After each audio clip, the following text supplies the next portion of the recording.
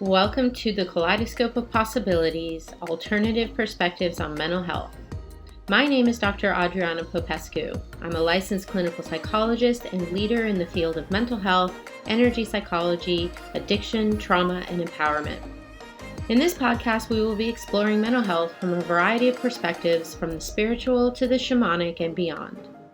What if mental illness isn't everything we think it is? What if everything we see as a pathology is actually a possibility? What else is possible with mental health?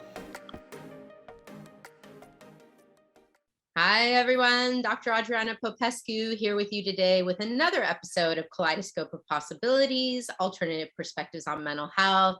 I'm really excited today to explore a topic that I find fascinating. We're going to be talking about human design, and we're going to be speaking with Amy Lee.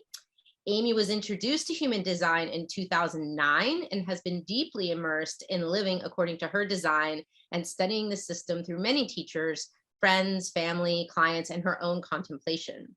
As a professional analyst and teacher, Amy balances transmitting the human design information with presence and attunement to guide others in becoming aware of how both natural characteristics and conditioned motivations are expressed through the body, voice, and emotions. She's guided by her intuitive awareness and commitment to the essence of each person, whole, resourced, and capable. Love it. Welcome, Amy. Thank you. Hi, Adriana. Great to be here. Great to be here with you. As always on the show, I like to start by asking my guests to tell us a little bit about themselves, how you came into this work, the impact it's had on your life. Let us know a little bit more about you. Well, I guess I would say in terms of human design, for anybody out there who may know anything about it, I have a very open design. So there's a certain kind of nature in me that can really absorb and reflect whoever I'm with and wherever I am. So from a really young age, I would say I was sort of like a performer, chameleon, kind of could go into different situations and play the part and sense what people responded to and what was expected and kind of roll with that. I ended up going to engineering school for college and really was not a good fit for me, but I had a bit of a scientific mind and I thought that would be practical. But it really kind of burnt me out and took me to a place where I got to see that I couldn't go this sort of normal straight and narrow path. It just wasn't going to work for me.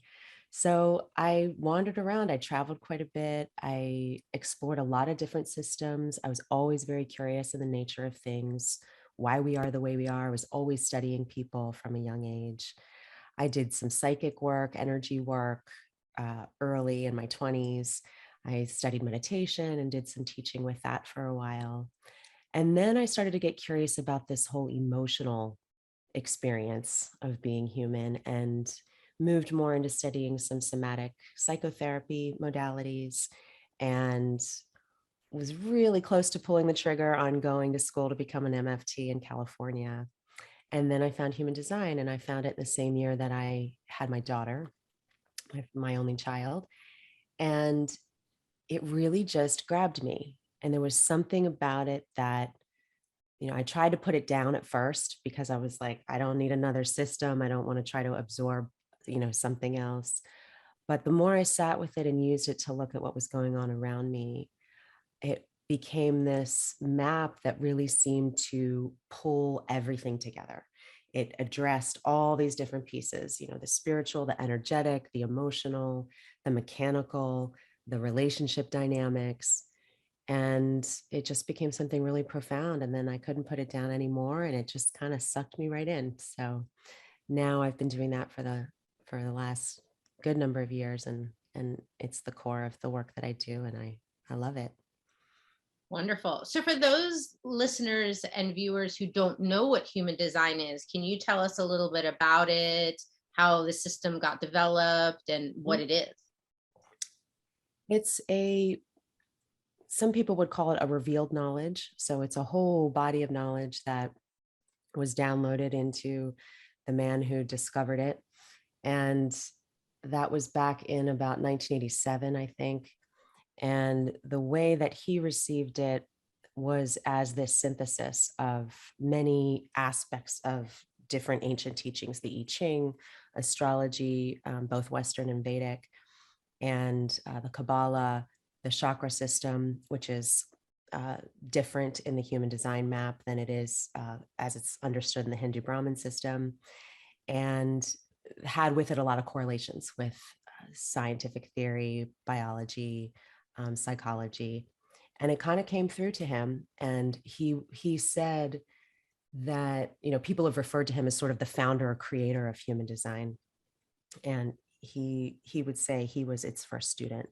He was really just the first student of human design because it was kind of given to him in that way. Mm-hmm. Cool. And who was this person that came up with it?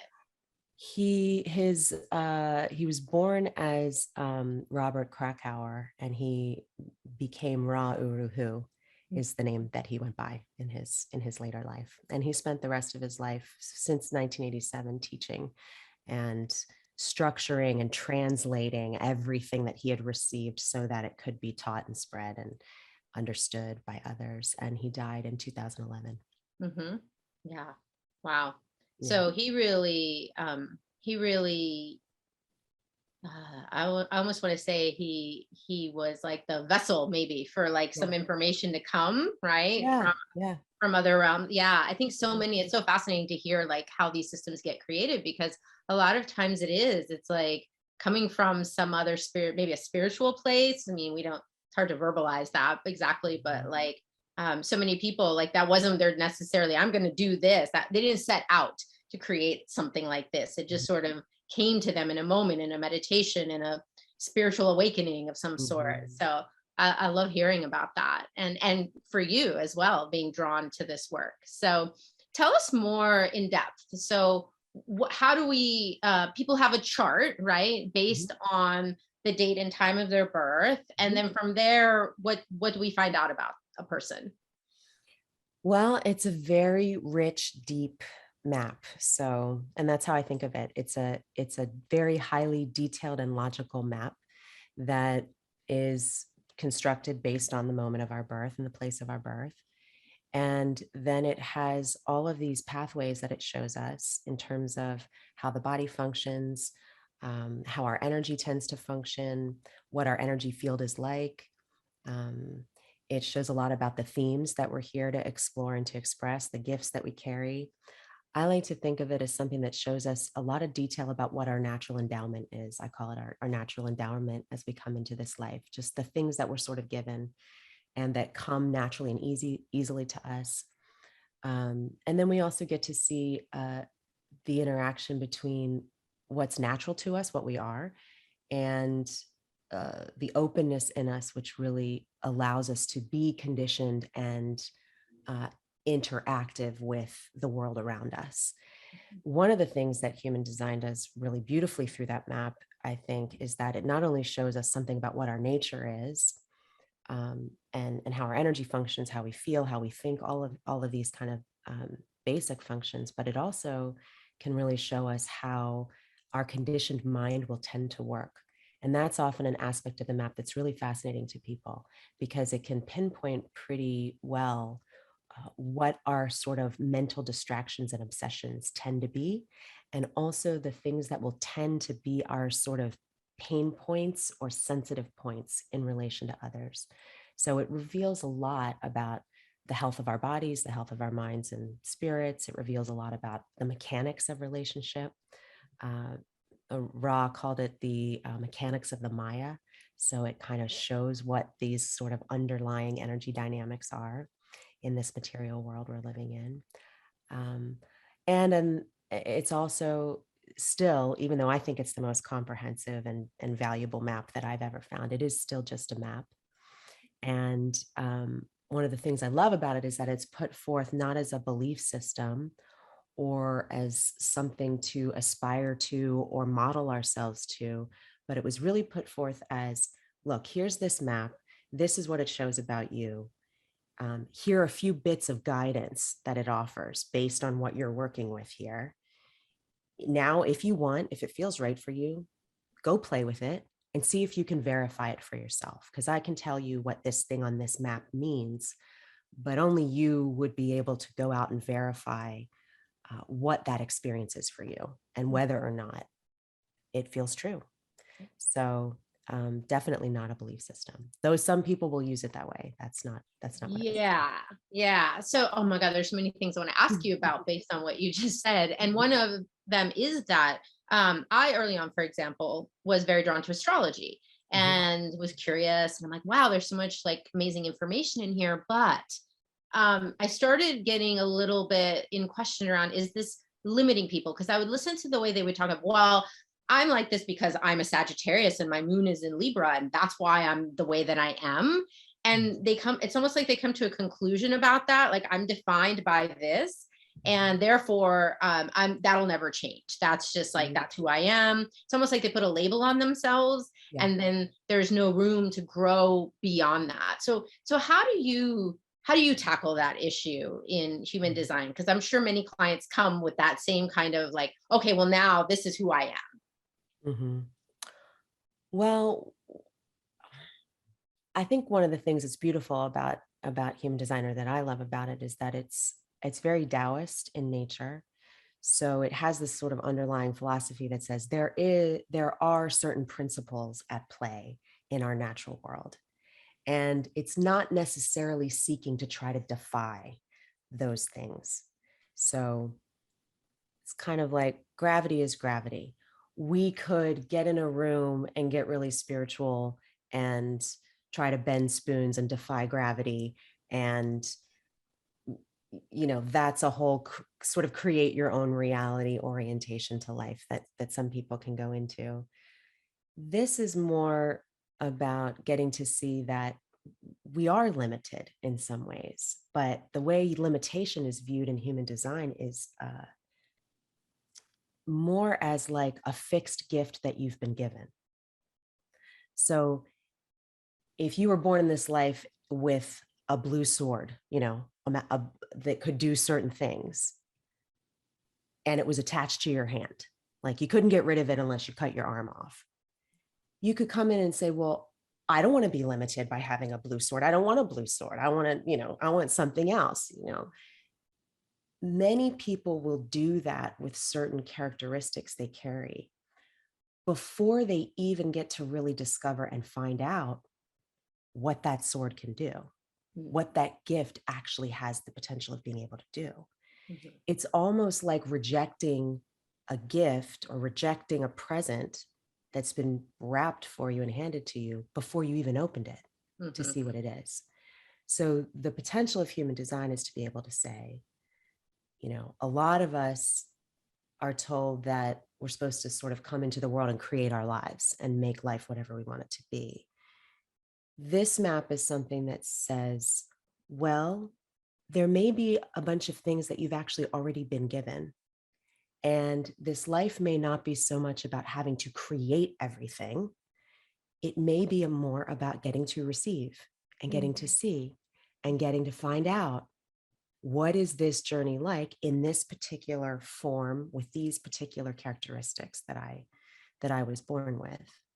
And that's where it's not a belief system becomes really important, because then it's saying, you don't want to be limited by that? Cool, throw it away. Do whatever you want. It's your life. I'll in classes, sometimes people will say, oh, well, if I'm a this or I'm a that, then can I do this and can I do that? And I would say, it's your life. Do whatever the hell you want. do whatever you want. And especially if I say something to you and you think, that's not me. I don't want to be that. I don't like that. That doesn't fit. Cool.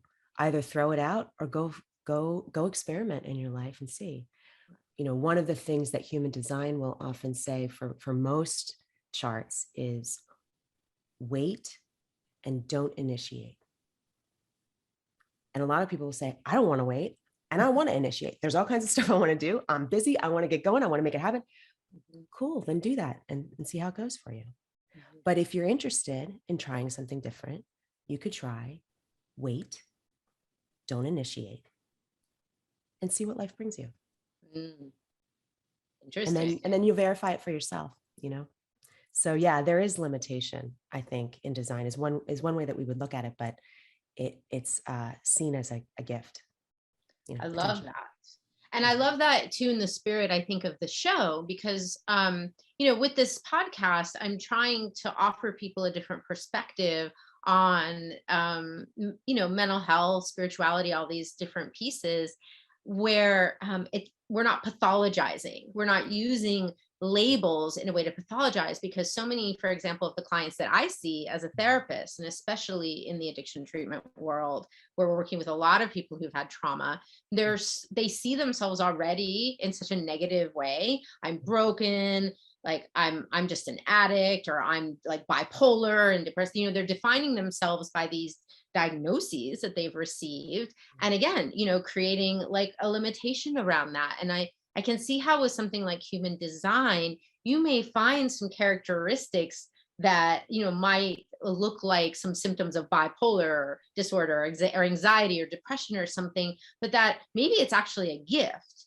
And is there a way to look at this not from a pathologizing, sort of stigmatizing perspective, but actually, what if your tendency for your mind to be so active all the time is actually a gift, and how could we harness it to work for you rather than against you? I wonder if that shows up a lot in the work you do.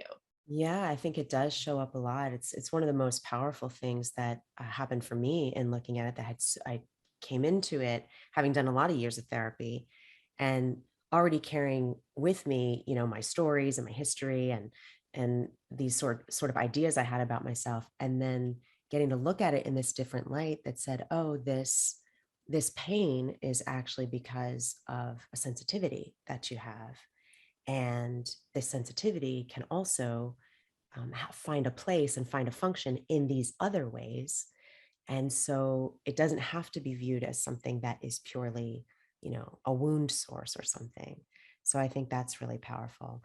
And then the other thing that comes with that too, along with what you're saying, I think, is that human design also brings in this notion that we don't just come into the world as what we are, but we're also on a trajectory in our lives, and we're moving through time and space, and we're moving with each other. So it really does an amazing job of getting to look at, not only is it about functioning well as what you are, but it's also about finding your right place and context for what you are. Because if you're a bird with big wings, but you're 50 feet underwater, that's probably not going to function very well. Mm-hmm. So there's a lot in human design that has to do with how do you use the awareness and the intelligence of your body to find the right places, the right people, and the right context, so that what you are is experienced as a gift rather than as a pathology or a problem. Wow, I love that. That's so much more empowering to look at things from that perspective, right? I think so too. Yeah. And with human design, I think too, trauma keeps popping into my head. When I think about some of the clients I work with who've been so traumatized, how does human design, like, can you think of any clients you've worked with who've had that kind of history, a lot of wounding, a lot of trauma? What has human design offered them in terms of like a different perspective around that particular issue? Mm-hmm. I think it's, well, first I would say,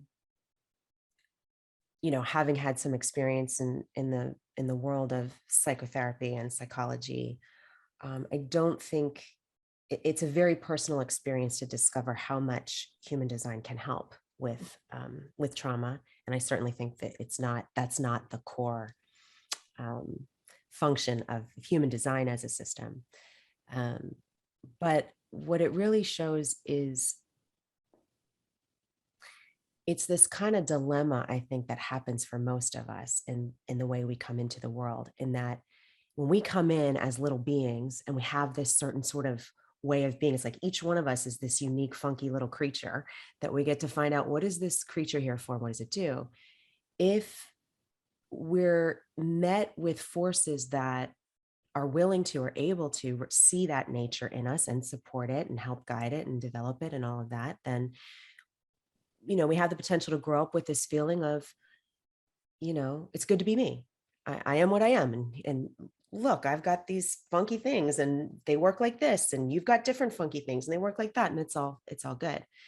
But what a lot of us are met with is certain aspects of our nature that come out that where we're just behaving in a way or moving through life in a way that feels really natural to us, and we're met with a reaction from the outside world that's saying, that's not okay, or of course, even worse, violating us in some way that is going very deeply against what feels natural or healthy or okay for us. And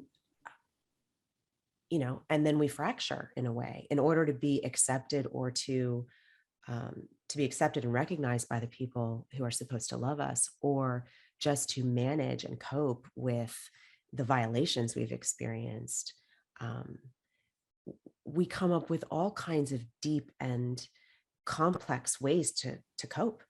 And then part of what I think human design can do, as well as a lot of really powerful psychotherapy modalities that I've come across, is just start to untangle that web of confusion. As I think that's at the root of it for most of us, is this sense of just pain and confusion. Because I do think most of us come into the world with a general sense of, it's good to be me. It's good to be me. It's good to be here. Yeah. And I have a right to be here.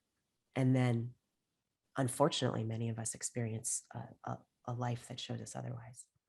And so I can imagine how you may have clients who then, when they understand more about the gift they came in with and all of that, how validating that could be. Like, wow, here's Yeah. somebody who's actually is seeing me, the authentic, me I came in as, and how, wow, just like powerful that can be to be seen and witnessed, when we're in that position of saying, like, I see the brilliant being that you are, but maybe you can't see it because of these traumatic things or the responses you got growing up, that made you kind of like shut down that part, shut down that gift, or turn off your light, so to speak, right? Or turn down, dim yourself in some way.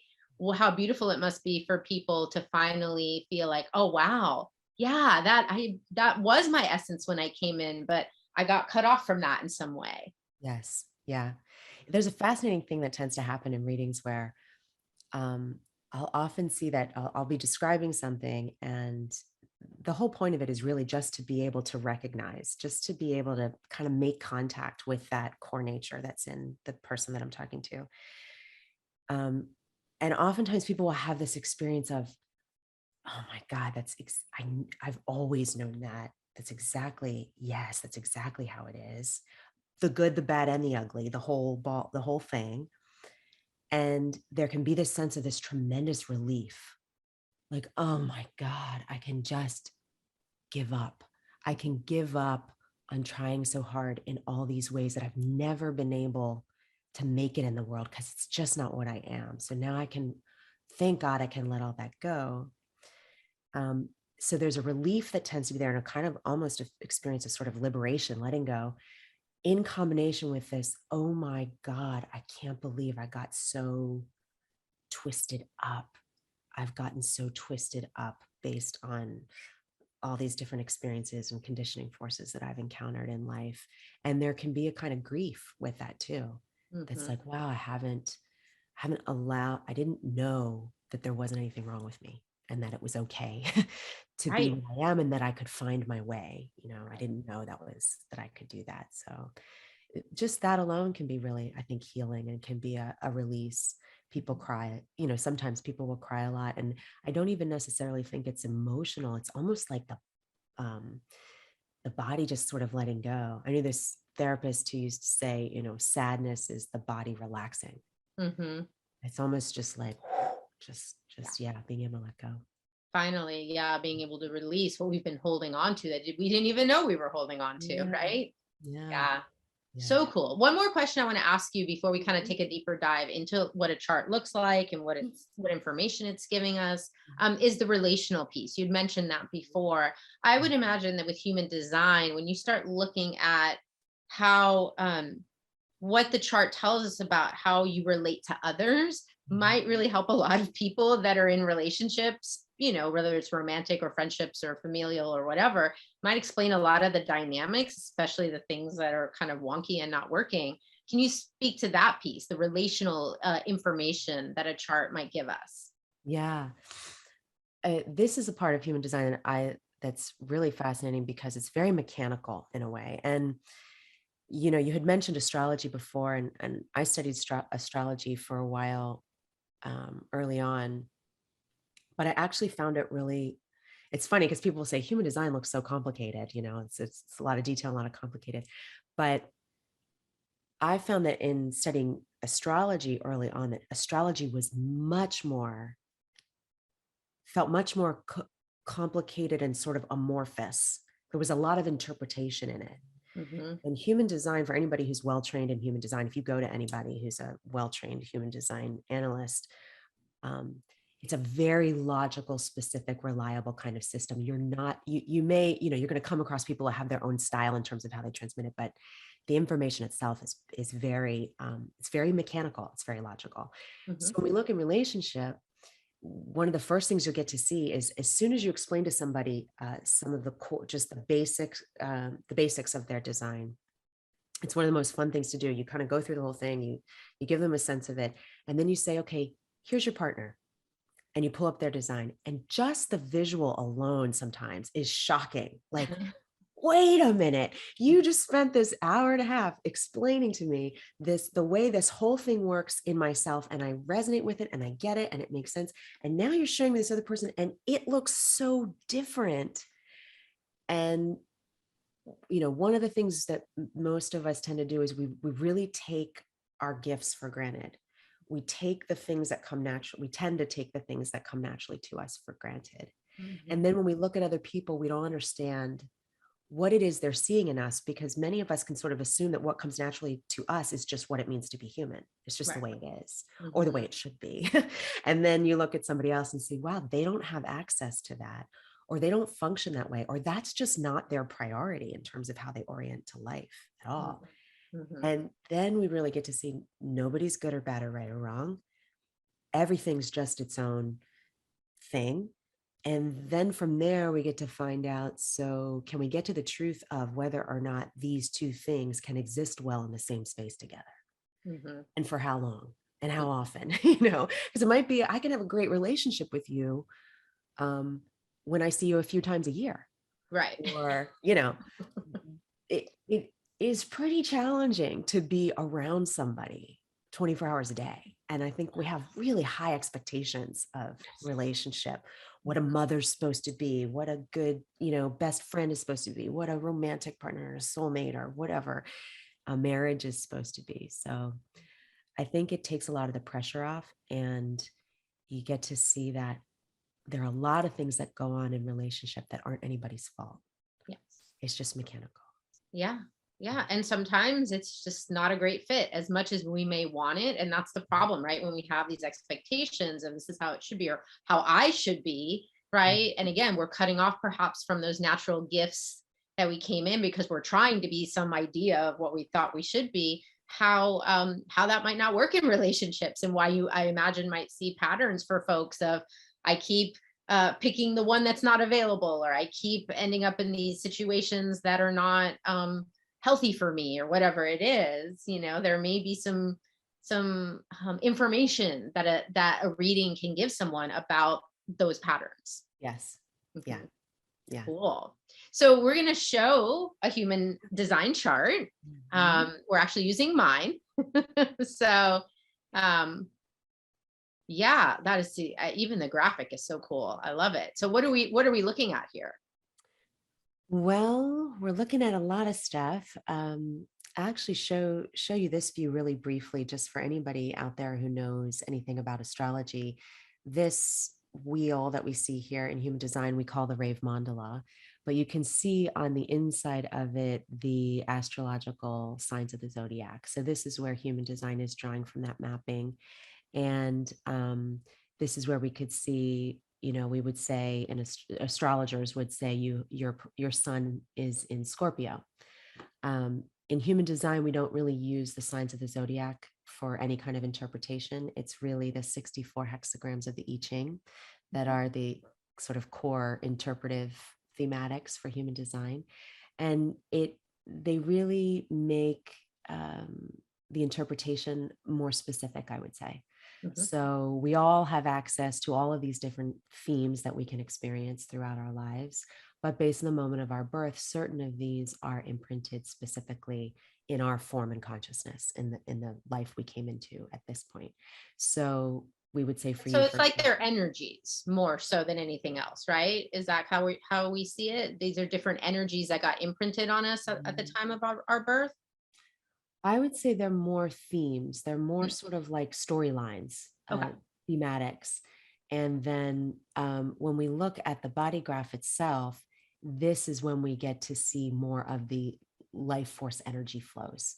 So this is where the way that these different characteristics come together then start to show us, okay, here's how, these certain energies are going to flow and work. And it's likely that they're also going to incorporate a certain kind of theme with them that's going to tell us a lot um, about what you're looking at and what you're working with in this lifetime. So let me go back and ask one thing for our audience who don't know about the I Ching. What Mhm. is that? The I Ching is probably one of the oldest bodies of written knowledge that we have access to. So it's been around for thousands of years, and in there are people who use it as a divination tool. So people would throw Coins. sticks or throw coins, and you Yeah. would ask a question, and then you get to see this thematic. One of the things about the I Ching that is really fascinating to me is that if you really study it, these different themes are actually not very, they're very rich. They're very deep. They're almost like cones. So you could ask a question and you could read, the whatever number hexagram as a thematic about it. And it's not likely that it would just be telling you very clearly, yes or no, or what to do or not. You'd kind of have to sit with it like a riddle and contemplate it a bit to get to see, what does this actually mean? And that's where it kind of takes you on a little bit of a trip in my experience. So the I Ching is this really old body of knowledge. It's it's rooted in the basic polarity of yin and yang. And neither's better or worse. Both are necessary to create this whole material Maya that we live in. And then each one of these, it carries a different aspect of nature, basically, that we can experience. So then we get to see here through any individual chart that there are certain of these themes that are imprinted for you. And we get to see not only are they imprinted for you, but they're imprinted either on your consciousness, your known self, the self that you identify with and the things that you see in yourself. And they're also imprinted unconsciously through the body in ways that we may not see in ourselves, but other people are likely to be able to see in us. Wow, it's so cool. Wow. So so what else? What else is this telling us? Yeah. So on a really basic level, when you first look at this body graph, we have all these different shapes, which we call centers, and these are loosely correlated with what you could think of as chakras, except that in the human design system, we have 9 instead of 7. And that was seen as a point of evolution that we went through. We became 9-centered beings. And then we get to see all these pathways, these lines that run between the different centers and connect them. On the most basic level, when you look at the body graph as a whole, the first thing that you can look at, and this is a very simple thing you could see in your chart and anybody else, is that there are certain of these centers and lines running between them that are colored in. And initially, I would say you don't really need to worry about what the colors don't necessarily have a lot of significance. But there are certain of these centers and channels running between them that are colored in. And anywhere you see color in the design, it's showing us that these are areas that have a fixed function. They have a fixed way of functioning. Anytime you see a full channel running between 2 centers, it's showing a sort of like pathway or roadway. And it tends to be something that is fixed in us. It's a gift in us. It's a consistency in us. And it's not very open to influence. So it's almost like if you have this, if you have this roadway running or you have this path of energy running, it's kind of like a closed circuit. It's not really open to be interfered with. So if we look at any of the other areas of the chart where you see white, whether that's in these centers or the lines running between them, that's showing us where you have natural flexibility, you have natural openness, which means the way you behave and what you do through these open areas is likely to be broader. It's likely to be to have more range. And it's also likely to be more receptive and more easily influenced by the forces around you. So the funny thing that tends to happen to most of us through conditioning in life is we tend to come into the world and then get feedback that we should try to make the fixed parts of us more flexible and try to make the open parts of us more reliable and consistent. And then we can't really accomplish either very well. Yeah. So a lot of human design looking at a chart is getting to sort this out. And just for you to get to see, because you have a pretty highly fixed design. So we could say in a way, you have a lot of gifts. There's some complexity to it. There are some different objectives. There are some forces with different objectives going on simultaneously. So there's a rich kind of inner dance, we could say, that's going on inside of you. And a certain kind of rigidity. Now, rigidity could be seen as negative. Rigidity could be seen as difficult. And I don't know if you've gotten that feedback before. Oh, yes. I'm sure you get a lot of people say once or twice somebody suggested that you were difficult. Most of the time when I see that people get that feedback, especially women, it usually means that you're difficult to control. Yes. You're difficult to influence. And that's why you're difficult to certain people. Really what it's saying is this is a fixed nature with its own objectives and its own flow that is not super highly receptive to, being managed, controlled, influenced, told what to do, interfered with in a way. The fixed parts of us tend to not really want to be interfered with. They just want to be expressed. So just to give you a contrast, this is my design. Wow, it looks so different.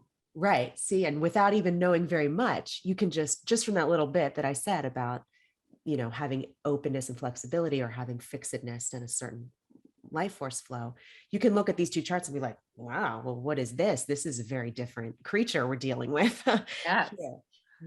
Very different. So, and there are certain kinds of advantages and challenges, with both, with all.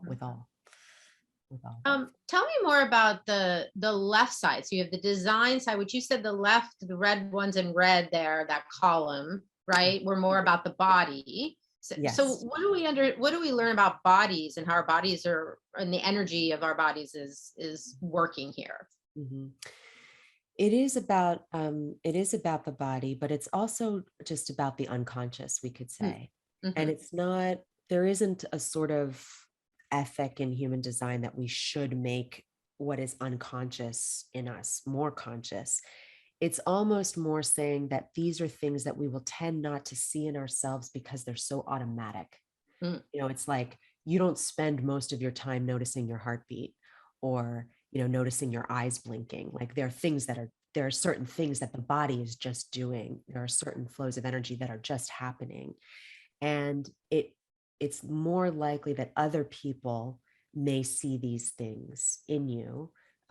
For any of us on this design side, other people may reflect it back to us or find it striking or find it interesting.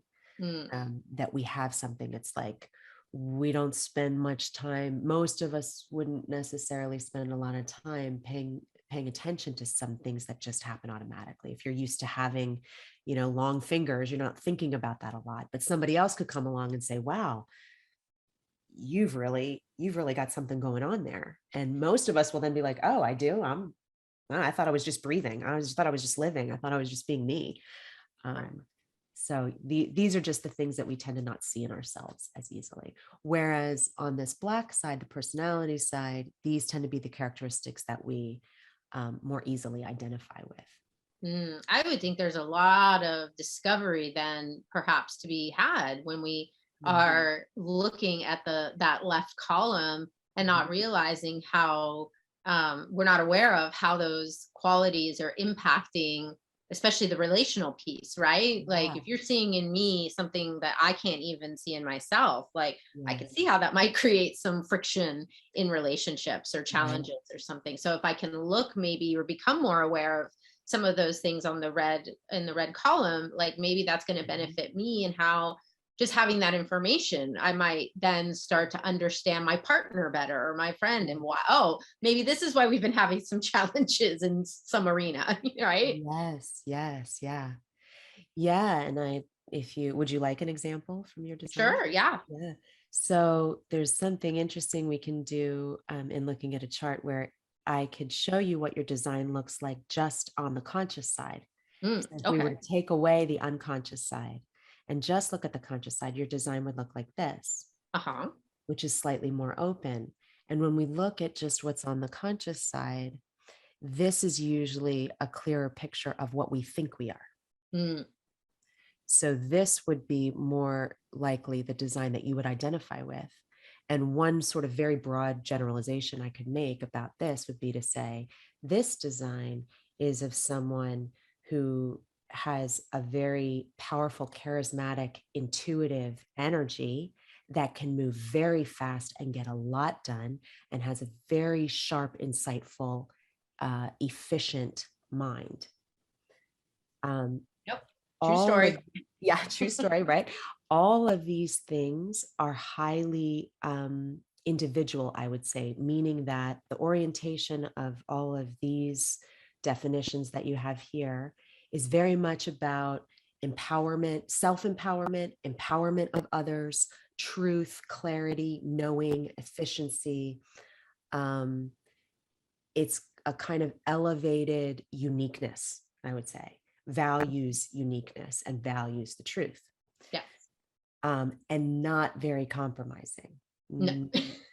It's like this is an energy that is empowered to do what it needs to do in a powerful way with a sharp mind, with a sharp, Yeah. smart mind. But if I bring in the design side, Mhm. and the way that, and even if you see a channel that's half black and half red, we would still say this is mostly this is unconscious, because the full channel is not conscious to you. Mhm. So if we bring in the design side, this channel that we see here brings in fuel for feeling, fuel to emotional experience, and to emoting, to for passion. And also in this particular channel, this is a channel that's very oriented toward tribal support, closeness, need, how we support each other, how close we are to each other, whether or not we really touch each other. It has to do with our basic needs like food, shelter, water, touch, contact. It's very human. It's very emotional. It's very sensitive to belonging, whether we feel we belong or not, very sensitive to rejection as well, and very Mhm. principled and committed in a way to mutually supportive relating. Um, so if you didn't know this about yourself, or if this is probably not the part of you that you would lead with Right. in life. This is not the first thing that's going to come out.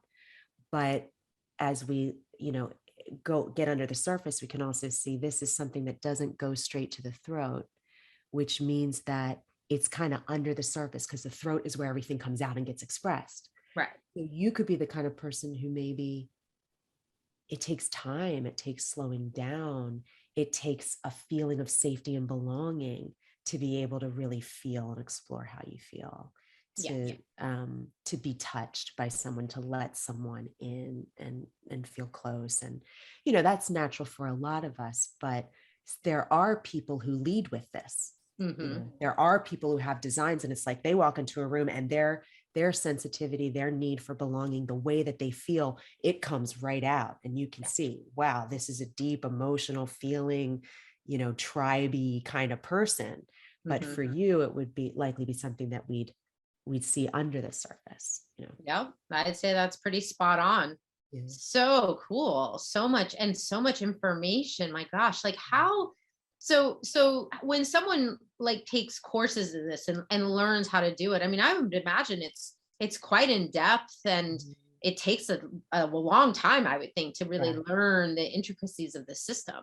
Yeah, it does take a long time. I mean, if um, I probably studied and played. I had a counseling practice and sort of studied and played with this, working with it in my practice. But initially, I used it in a way where I would sort of treat somebody according to their design without really explaining it all to them. I was kind of experimenting with, based on what I knew about their design, how I could hold them and relate to them in a way that would really empower and support their nature.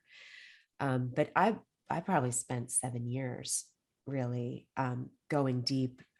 But that's part of my nature as well, is that it's not so easy for me to promote or explain something unless, not even that I just know the information, but I sort of have to verify it through my own body and my own experience. So, but yeah, it takes years at least, Yeah, a I few would years imagine. at least, if not more.